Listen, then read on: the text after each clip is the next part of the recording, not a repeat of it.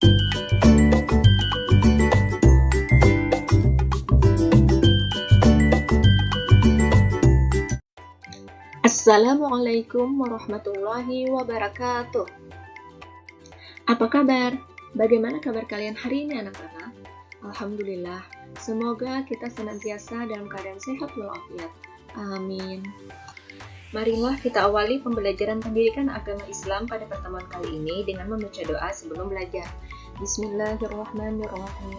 Rabbi zidni ilma warzuqni fahma. Pada hari ini, kita akan mempelajari materi tentang sholat berjamaah. Apa itu sholat berjamaah? Sholat berjamaah adalah sholat yang dikerjakan oleh dua orang atau lebih secara bersama-sama, dan salah seorang dari mereka menjadi imam, sedangkan yang lainnya menjadi makmum. Artinya, sholat berjamaah paling sedikit dikerjakan oleh dua orang, dan paling banyak tidak terbatas. Nah, sholat 5 waktu yang kita lakukan sangat diutamakan untuk dikerjakan secara berjamaah, bukan sendiri-sendiri. Keutamaan sholat berjamaah. Keutamaan sholat berjamaah jika dibandingkan dengan sholat sendiri adalah dilipatkan 27 derajat.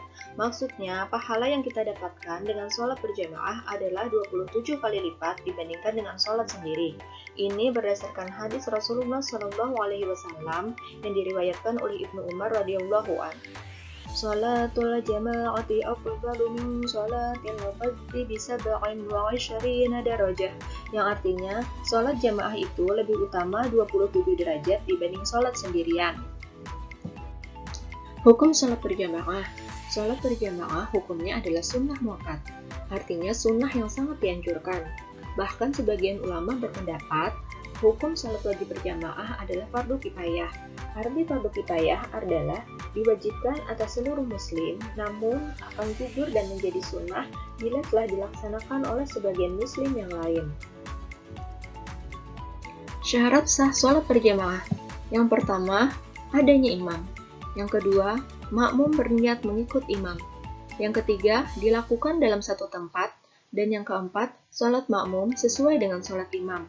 Artinya, jika imam mengerjakan sholat subuh, maka makmum pun mengerjakan sholat subuh. Syarat menjadi seorang imam. Imam adalah orang yang memimpin sholat berjamaah. Sebagai pemimpin sholat, ia harus memenuhi syarat dan tata cara sebagai berikut.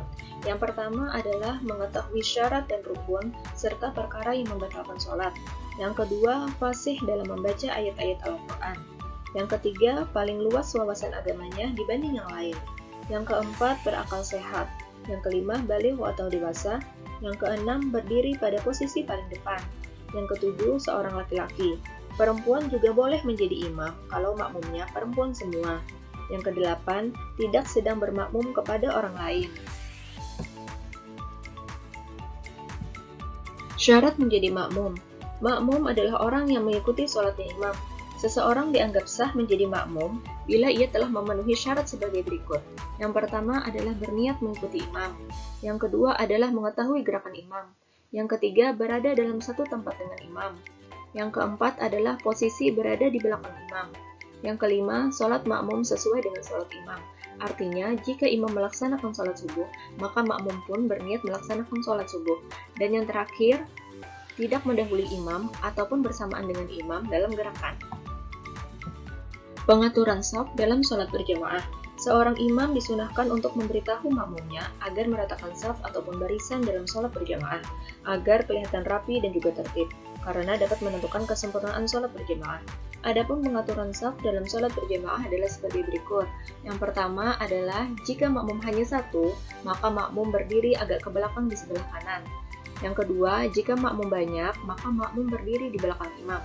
Yang ketiga, apabila makmum banyak, terdiri dari laki-laki dan juga perempuan, maka makmum perempuan berdiri agak jauh di belakang laki-laki. Hal-hal yang dibenarkan sebagai keringanan untuk tidak sholat berjamaah antara lain sebagai berikut. Hujan deras yang menyulitkan perjalanan ke masjid, angin kencang yang membahayakan, sakit yang menyulitkan berjalan ke tempat sholat jamaah, udara yang sangat dingin sehingga menyulitkan perjalanan ke tempat sholat jamaah, perut lapar sementara hidangan sudah tersedia, maka makan terlebih dahulu, baru kemudian sholat. Tetap jamaah apabila memungkinkan. Dan yang terakhir, takut bahaya yang akan menimpa diri. Sekian pembelajaran hari ini, semoga dapat dipahami. Wassalamualaikum warahmatullahi wabarakatuh.